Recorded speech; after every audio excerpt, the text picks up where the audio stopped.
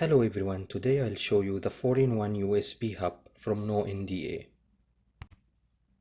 This adapter works for MacBook Pro or Microsoft Surface or simply any device that has a USB-C port. If you need to connect USB Type A to USB Type C, this is the device you need. This adapter has 3 fast USB Type A ports and 1 USB Type C, and can transfer data up to 5 gigabit per second.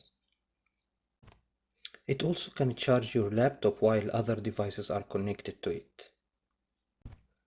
Let's open the box and check the tech.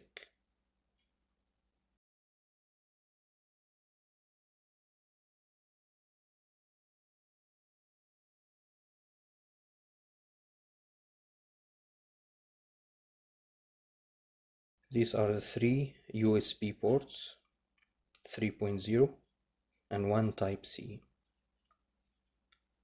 Looks very similar to Apple products.